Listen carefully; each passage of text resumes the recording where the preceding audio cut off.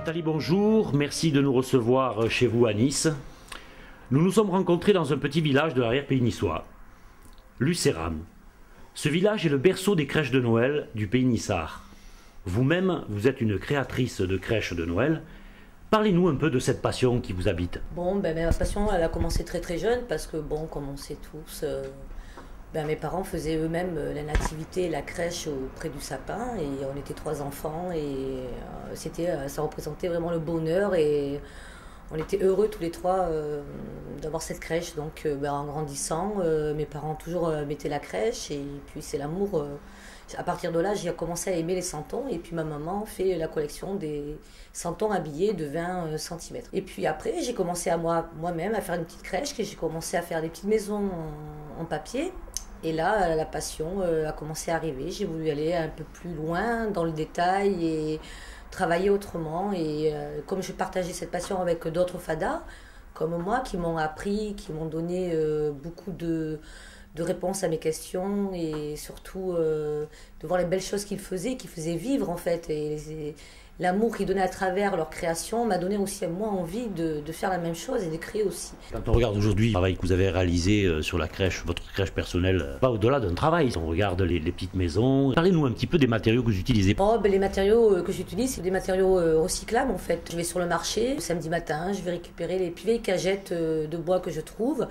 Puis quand je pars en balade en montagne avec mes animaux, je ramasse ces petits cailloux qui correspondraient à faire une petite maison au départ. Et puis tout le reste, comme le café, j'utilise le café pour faire l'imitation de la terre. Aussi pour faire les toits ondulés, c'est des vieilles boîtes de conserve qui sont rouillées à l'extérieur avec le temps. Et puis je les récupère, puis je les coupe, je les aplatis pour donner cet effet de vieux toits ondulés. C'est aussi du recyclable, donc des vieux fonds d'armoire et que je découpe dans ma réalisation. Et puis par-dessus, je récupère ou du PF3 ou de la colle à carrelage, tout ce que je peux trouver autour de moi. Et à partir de là, je colle ça sur mon bâti. En fait, et après, je peins pour donner cet aspect vieilli avec le temps qu'une maison naturelle aurait. On voit que vous utilisez beaucoup de liège également. Oui, le liège aussi. Je trouve que c'est très naturel. Et puis ça représente bien les rochers. En agrémentant un peu de mousse aussi naturelle et quelques petits accessoires qu'on peut trouver dans les modélismes, ça peut donner cet effet très naturel. Parlez-nous un petit peu des santons. Ce sont des santons que vous achetez, que vous réalisez vous-même, que vous peignez? Alors les santons, non pas du tout. Je ne réalise pas du tout les santons. Je ne peins pas non plus. En fait, heureusement que les santonniers, les artistes sont là pour que je puisse en fait faire vivre ma crèche. Ce que je fais, grâce à eux, ça devient vivant. Et j'ai de la chance d'avoir des santonniers qui sont très très proches de moi et qui me réalisent vraiment pour moi certains santons pour pouvoir justement les intégrer dans les métiers anciens qu'il y avait d'époque. C'est pour ça que j'arrive à faire vivre certaines scènes comme le tonnelier ou le forgeron ou la fromagère. Que représente pour vous la crèche de Noël? La crèche de Noël, ça représente vraiment la gaieté, la joie, l'amour et aussi beaucoup de souvenirs et puis aussi le partage avec les gens et les amis parce que c'est aussi un partage avec les autres personnes parce que grâce à ça, il y a beaucoup de gens, des amis qui viennent aussi pour les enfants et puis ça devient aussi quelque chose de très éducatif pour les enfants. Par exemple, comme le tonnelier, j'ai dû faire des recherches sur l'ancien métier du tonnelier. Donc grâce à ces recherches, on peut voir par exemple, vous voyez le bâtissoir, c'est un petit bâtissoir, ceci c'est pour des santons de 7. C'est un petit bâtissoir qui servait à cercler ou presser le tonneau. Sur bien sûr la latte, on appelait ça à l'époque la douelle, et ça c'était donc le bâtissoir, vous voyez. On a un cerclage qui se fait, qui vissait à la main.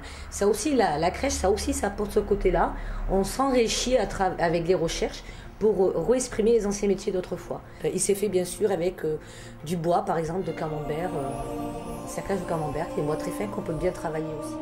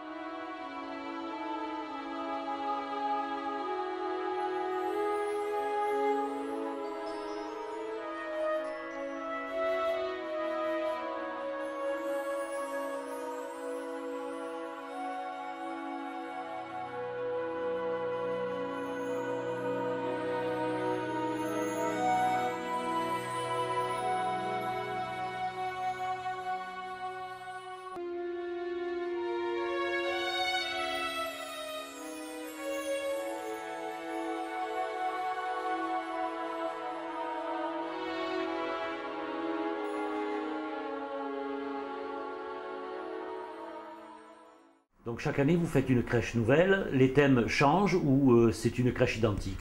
Non, non, chaque année, la crèche change, c'est toujours un nouveau thème. Par exemple, cette année, j'ai voulu représenter la ferme, donc avec la laitière et puis la transhumance des moutons qui allaient vers le vieux village, comme vous voyez derrière moi. Donc voilà, chaque année, je change de thème. Cette année, c'est la ferme et les vieux et anciens métiers d'autrefois. Nathalie, merci. À vous.